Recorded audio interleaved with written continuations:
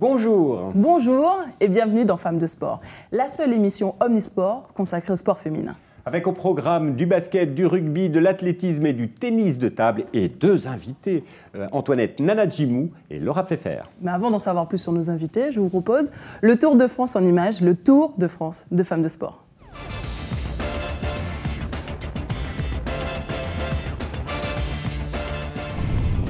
Elles ont choisi un sport spectaculaire où il ne faut faire plus qu'un avec son cheval et où les contacts sont parfois virils.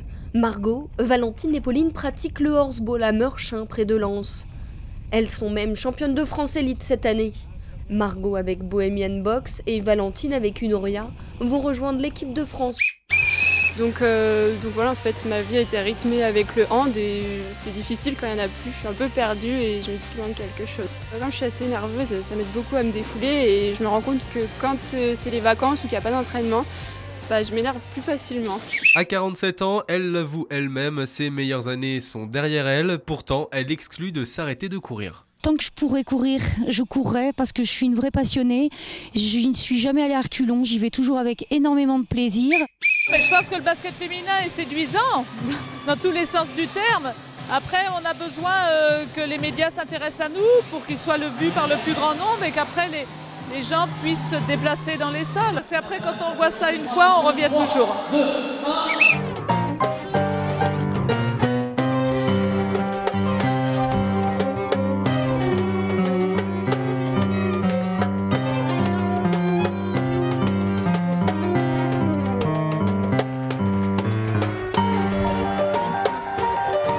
Le retour à l'été, mais encore dans les nuages, j'ai du mal à réaliser que je suis la première championne du monde du 10 km de l'histoire. Mais voilà, ça me fait très plaisir d'être ici et de retrouver ma région et mon club. Cette médaille, peut-être que c'est le commencement d'une autre. Voyant les autres nageuses à l'âge de 40 ans gagner encore des médailles mondiales, pourquoi pas? C'est ce qu'on vous souhaite. Merci. Normalement, tu montes 12 mètres, c'est ça? En combien de temps tu peux le monter? En 9 secondes? Moins encore? 7 secondes? En moins 6 secondes? Non, nous ce qu'on va faire avec le public, on va faire le décompte à partir de 10 et tu partiras et tu lanceras toi-même le journal. Anouk Jobert, je vous demanderai de l'applaudir bien fort. Vous êtes prêts public? Attention, le décompte. 10, 9, 8, 7, 6, 5, 4, 3, 2, c'est gagné! Bravo Anouk.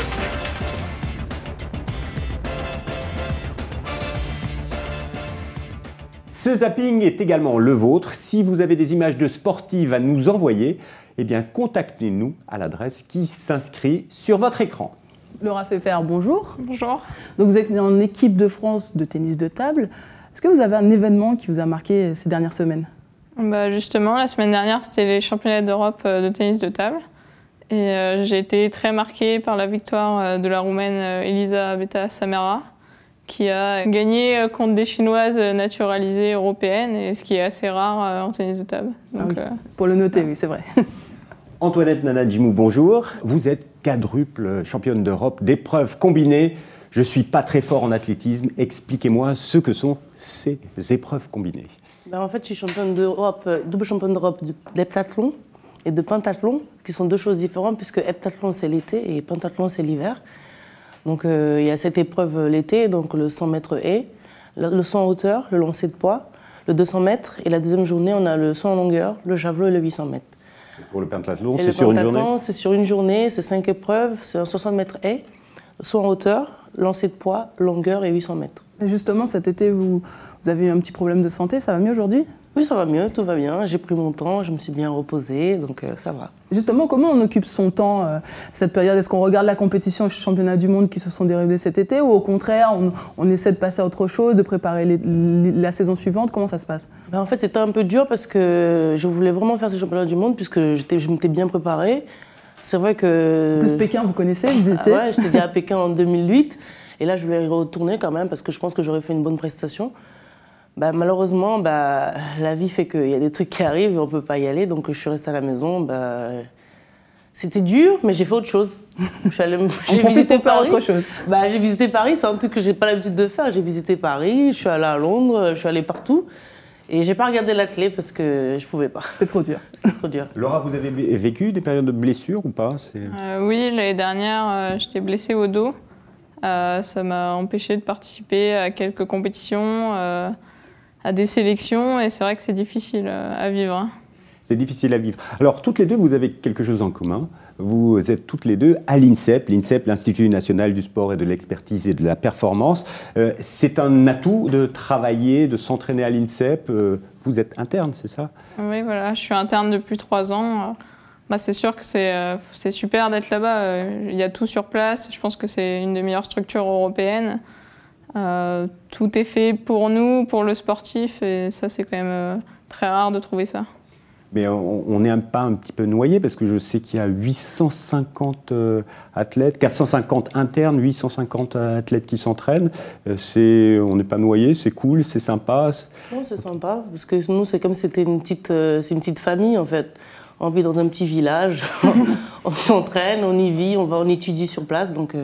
c'est la fête, quoi. C'est pas la fête, on va dire, c'est notre petit village. C'est une bonne ambiance. C'est une bonne ambiance. Mais justement, vous avez vécu, je crois, 7 ans à l'INSEP. Maintenant, vous n'y êtes plus, si mes infos sont bonnes. Oui. Et comment se passe l'adaptation? Est-ce qu'on on doit apprendre à faire ses courses, on doit apprendre à laver ses vêtements, à faire le ménage? Parce qu'avant, à l'INSEP, on fait tout. Hein. On cuisine, ils font le ménage. Comment ça se passe, l'adaptation? Là, c'est un peu plus dur, parce que là, quand je rentre, je dois me faire à manger, je dois payer mon loyer. Alors que ça, avant, je ne le faisais pas du tout quand j'étais à l'INSEP, puisque j'étais logée, nourrie, blanchie. Et là, c'est un peu plus différent, puisque là, maintenant, je dois penser à payer mes factures, de téléphone, de ça, de faire les courses pour faire à manger. Après, ça va, je me suis adaptée aussi assez vite. Alors, vous êtes allé à l'INSEP assez jeune, à 16 ans. Les parents, comment ils ont vécu ça? Ils vous ont encouragé, ils n'étaient pas d'accord, vous avez dû les convaincre? J'ai quand même dû les convaincre, mais comme ils m'ont toujours soutenue, ils n'ont pas eu trop le choix, ils ont accepté, et maintenant, ils continuent de m'accompagner, à m'aider, voilà. Donc ça se passe bien. Ils étaient pongistes aussi? Vous êtes tombé dans le ping-pong par hasard? Pas du tout, c'était complètement un hasard. J'ai commencé parce que c'était un club à côté de chez moi. Voilà, j'ai commencé comme ça. J'ai été pris de passion tout de suite. Alors je vous propose tout de suite de découvrir le portrait d'une autre sportive. On va partir dans le Sud, un sujet qui a été réalisé par les équipes de TV Sud. C'est le portrait de Gaëlle Mignot, une rugbyman d'exception.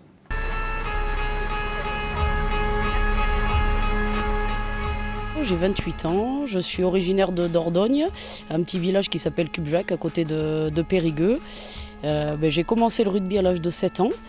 J'ai une famille qui est à fond dans ce sport, surtout les garçons. Mes 3 oncles du côté de mon père, enfin mes 2 oncles du côté de mon père, puisque mon père faisait du rugby, mon cousin aussi. Puis un jour, mon cousin qui faisait m'a dit, il y a une fille qui essaye, qui joue avec nous, avec les garçons, ça ne te dirait pas d'essayer? Moi j'étais un peu bagarreuse, j'aimais bien la nature, être dehors tout le temps. J'étais, on va dire, le petit garçon de mon père, il voulait un garçon et puis il n'en a pas eu. Et j'ai dit oui, je faisais de l'équitation, ça ne me plaisait pas du tout. Et j'ai dit oui, j'ai essayé, et puis depuis ce jour, j'ai jamais arrêté. Donc voilà, ça va faire 20 ans, plus de 20 ans que je fais du rugby.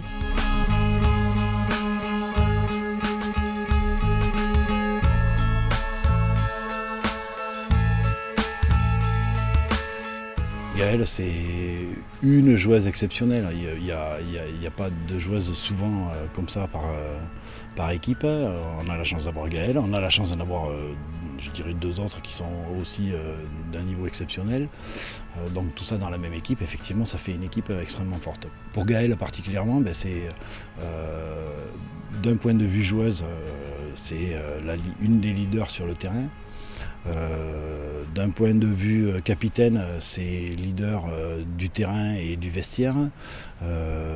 Et après, en tant que fille rugby woman, c'est exceptionnel. Elle est dans la pratique du rugby depuis très longtemps. Elle connaît le rugby, elle a la culture rugby.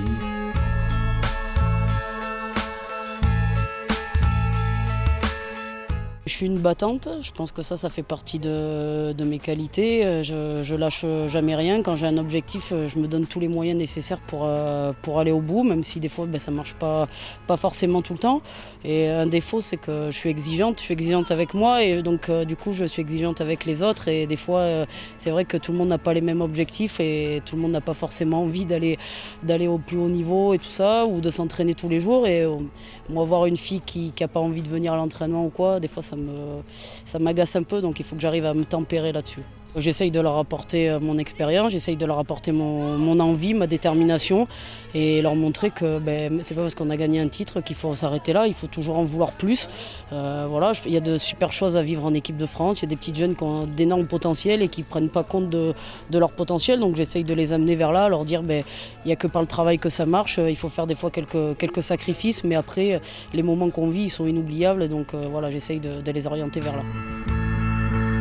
Cette année, bien sûr, l'objectif, c'est rentrer dans l'histoire, c'est avoir 4 titres consécutifs, c'est garder ce qu'on a mis du temps à acquérir, parce que c'est pas toujours facile, et maintenant de le garder parce que tout le monde le veut, donc c'est encore plus difficile. Voilà un portrait d'une sportive d'exception. Egalle Mignot, sachez-le, est en lice pour devenir peut-être la meilleure joueuse du monde 2015. La réponse, c'est début novembre. Justement, pour être parmi les meilleurs, il faut savoir réussir une sacrée recette de psychologie, de physique, de technique et puis d'argent, Antoinette. Les sponsors, c'est ce qui vous nourrit. Comment ça se passe? C'est à vous de les démarcher? On va dire un peu à nous, aussi un peu aux managers, donc, ou aussi par rapport aux perfs qu'on fait. On les attire comme ça aussi. Donc c'est un peu difficile, quoi. Alors, mais concrètement, pour une athlète comme vous, quelles sont vos sources de revenus? J'ai la chance en fait d'avoir Azix depuis maintenant 14 ans qui me suit, donc je veux dire que c'est vraiment ça, c'est ma première source de revenus. Sinon maintenant, comme depuis 2009 je suis athlète professionnel, j'ai la fédération qui nous aide avec le club en fait, comme ça on peut toucher un salaire tous les mois. C'est le fait de cumuler. Ouais, ça nous fait cumuler et ça nous fait cotiser aussi puisque on est petit athlète, on cotise pas. Donc j'ai la chance de cotiser, donc je suis contente. Mais c'est super difficile en fait. Alors pour le ping-pong, c'est pas la même chose, j'imagine. Nous, la première source de revenus, ça va être le club.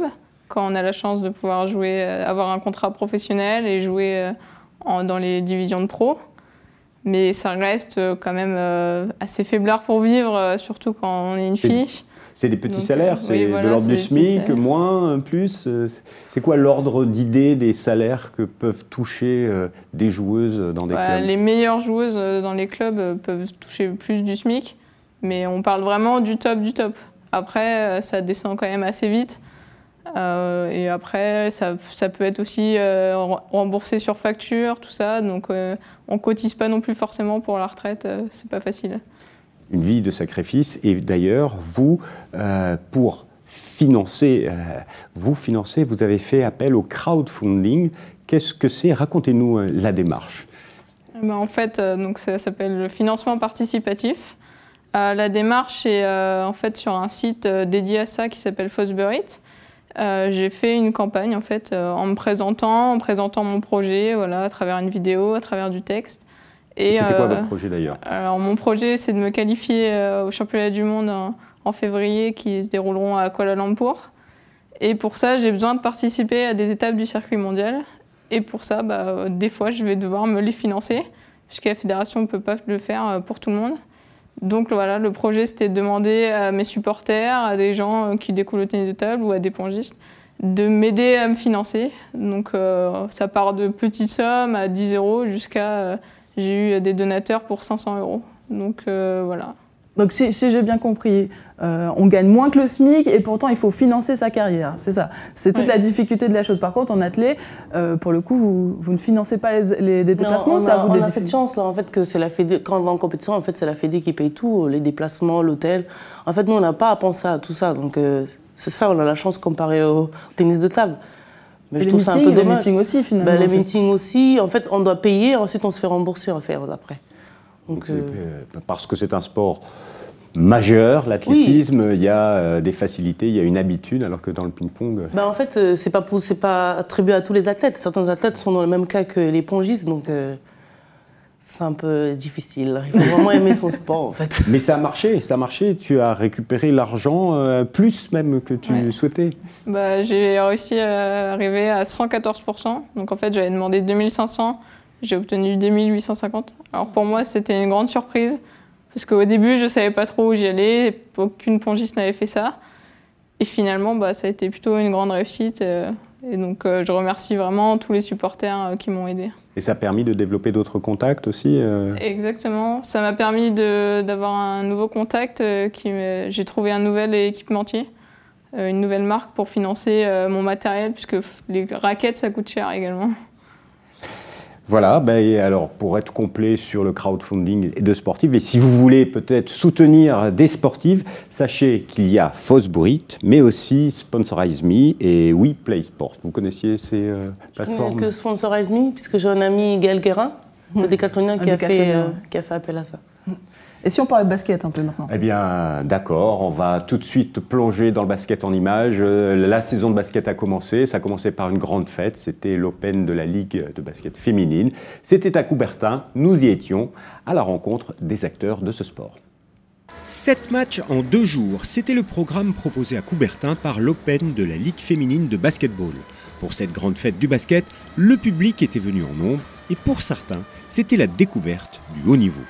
Le basket féminin, on connaît par rapport à l'équipe de France, donc forcément c'est ça qui donne envie de rencontrer, de voir ce que ça donne en vrai. Je suis venu, c'est bonne ambiance, c'est convivial, donc ça me plaît, ouais, c'est cool.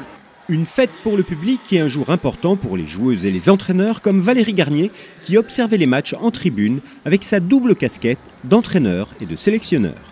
C'est la réunion de tout ce qui se fait mieux dans le basket féminin. C'est toujours une grande journée pour les entraîneurs, pour les joueuses. Voilà, elles se régalent ici, tout le monde se retrouve. C'est un moment et à la fois de convivialité et à la fois pour les joueurs et les entraîneurs une obligation de résultat.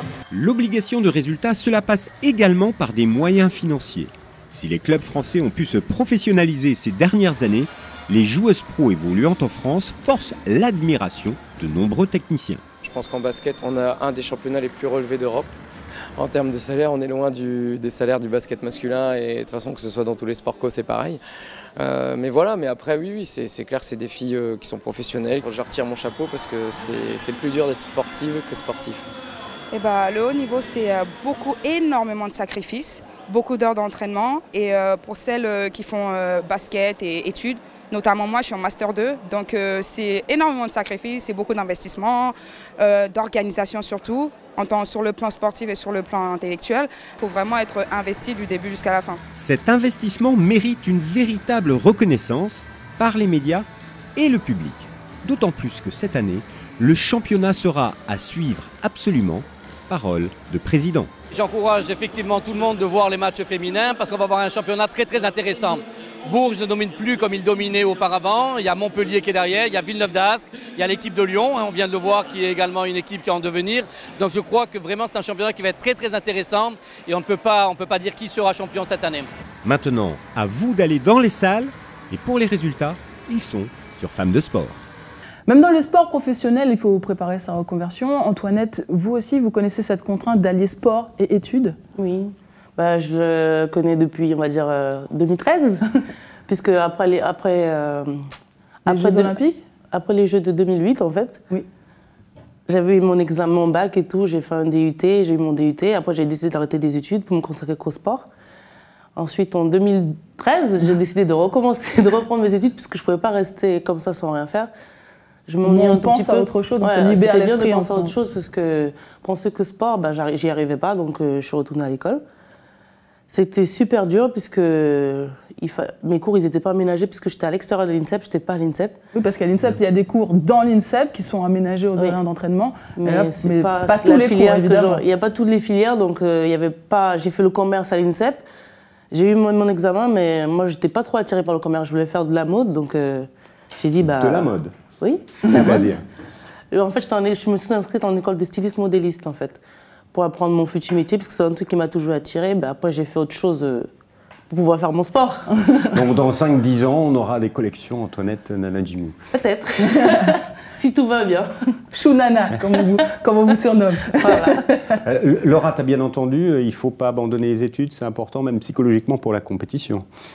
Mais pour vous, est-ce que c'est une contrainte, les études à l'INSEP ou pas? Moi, j'ai la chance d'être dans une filière qui est à l'INSEP, et donc tout est aménagé pour les sportifs de haut niveau. Donc même si ça peut être on peut se dire que c'est une contrainte parce que ça nous prend un peu d'énergie, il y a des examens, tout ça, ça reste quand même Et tu as choisi quoi après le bac? Alors moi, j'ai choisi de faire une licence TAPS que j'ai validée l'année dernière. Et là, je suis rentrée en première année de master. C'est le master qui est uniquement à l'INSEP, ça s'appelle Sport, Expertise, Performance de haut niveau.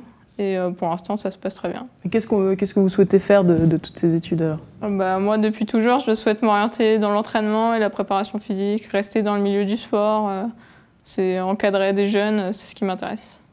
Donc finalement, votre discipline, vous en parliez tout à l'heure, est dominée par, on va dire, l'Asie. Est-ce qu'il y a une explication à ça? L'explication, c'est qu'en Chine, il y a des millions de joueurs, vraiment des centres d'entraînement incroyables, comme c'est leur sport national. Ils commencent très tôt, à l'âge de 4 ans, 5 ans, ils sont déjà en train de faire plusieurs heures, ce qui n'est pas possible en France parce que c'est pas dans... C'est pas la mentalité. Voilà, ce n'est pas dans notre mentalité. Et bien sûr, maintenant, les Chinois, depuis quelques années, ceux qui ne sont pas assez forts là-bas, ils viennent se faire naturaliser en Europe pour mieux vivre. Ils remplissent les clubs européens et ce qui fait qu'on les retrouve aussi en équipe nationale des pays européens. Donc c'est sûr que c'est pas facile. Oui, ça doit être parfois frustrant pour les petites jeunes. Donc la Chine, c'est la mecque du ping-pong. Et pour vous, l'athlétisme, quel est le pays qui est la mecque de l'athlétisme? Oh, il y en a beaucoup. Ça dépend des disciplines peut-être. Ça dépend des disciplines. Par exemple, ma discipline, c'est les Européens qui dominent. Au 100 mètres, ça va être les Jamaïcains. Je sais pas. Les États-Unis aussi. Les États-Unis aussi, ça dépend des années en fait. Avec Ashton Eaton qui vient de battre encore le record du monde. Mais en tout cas, bientôt, il y aura les JO à Rio. J'imagine que ça vous fait rêver. Est-ce qu'il y aurait une possibilité de vous voir à Rio, Laura, ou vous êtes encore jeune, trop jeune pongiste? Ouais, moi, ça va être un peu difficile. J'ai que 19 ans. Vraiment, je me focalise plus sur les JO 2020 que 2016. Et vous, Antoinette, je sais que vous étiez à Pékin, vous avez fini 18e, vous avez glané une place à Londres parce qu'il y en a une qui, voilà, s'est tombée par la mafia, hein, voilà, elle s'est fait choper, comme on dit, par les instances antidopage. Donc vous finissez 5e à Londres. Qu'est-ce qu'on peut espérer en cette année olympique? Je vais tout donner pour monter sur la boîte, hein, c'est tout. Hein. Parce que vous avez 4 médailles européennes, les plus belles, bon. Mais il manque encore les médailles olympiques. Il manque vraiment comme on dit quand on prépare des examens, on a son bac, on est content, mais maintenant moi c'est mon examen, c'est les Jeux. Le Graal. Voilà. Alors en attendant Rio, eh bien mobilisons-nous également pour les Jeux Olympiques à Paris en 2024. Et vous, pour aider la candidature française, bien sûr, vous pouvez acheter le petit bracelet. D'ailleurs, moi j'en ai un pour vous. Ah, merci. Vous allez le porter. Hein. Je vais le porter. Mesdemoiselles, merci d'être venues sur le plateau de Femmes de Sport. Merci. On vous laisse maintenant à vos rêves olympiques.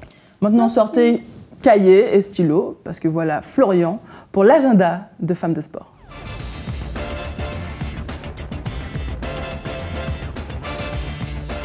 Bonjour Florian. Bonjour. Alors qu'avez-vous retenu pour nous en ce mois d'octobre? Du judo à Paris, à Bercy, les 17 et 18 octobre, avec le Paris Grand Slam de judo. C'est un des tournois majeurs du circuit mondial. De l'occasion pour nous de découvrir la nouvelle enceinte de Bercy, c'est ça? Exactement. D'autres sports? D'autres sports avec du volley, un peu partout en France. Le 20 octobre, ce sera la reprise de la Liga féminine de volley. Il y aura 6 matchs un petit peu partout en France, dont un à Istres qui accueillera le champion, le RC Cannes. Cannes, l'équipe qui est souvent l'équipe à battre. On verra comment Cannes supporte l'absence de son immense championne Vikarava qui a pris sa retraite. Du sport de raquette avec du 20 au 25 octobre, du badminton au stade Pierre de Coubertin à Paris. C'est les Yonex internationaux de France. C'est les meilleurs spécialistes de la discipline qui ont rendez-vous donc à Paris pour un événement exceptionnel.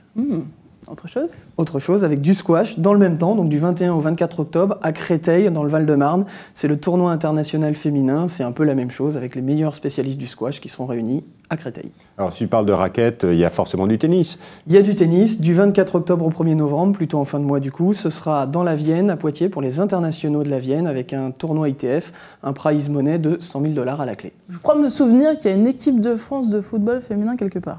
Exactement, ce sera le vendredi 23 octobre au stade Jean-Bouin à Paris avec un match amical contre les Pays-Bas pour préparer l'Euro 2017. Donc dans l'enceinte du rugby? Dans l'enceinte du rugby. Non, c'est tout nouveau? C'est tout nouveau, c'est la première fois que ça arrive. Est-ce que tu as d'autres sports? Eh bien, il y a de l'escrime à Orléans en fin de mois, du 31 octobre au 1er novembre. C'est une Coupe du Monde féminine de sabre, une des spécialités françaises, et on espère donc que les Bleus brilleront devant leur public. Bref, il y en a un petit peu partout, des événements, sauf dans le sud-ouest. Tu as quelque chose là-bas ou pas? Eh bien, Dans le sud-ouest, en ce moment même, c'est le Roxy Pro de surf à Biarritz. C'est la 9e étape des championnats du monde avec les meilleures mondiales et quelques Françaises qui brilleront. Et une équipe de femmes de sport est sur place pour faire vivre l'événement. En direct, waouh! On aura des images pour le zapping du mois prochain. Merci beaucoup Florian. Vous pouvez retrouver toutes les informations sur le site internet de l'émission www.femmedesport.com. Eh bien messieurs, ça y est, l'émission Femmes de Sport touche à sa fin. Mais l'info continue sur le site de Femmes de Sport. À très vite.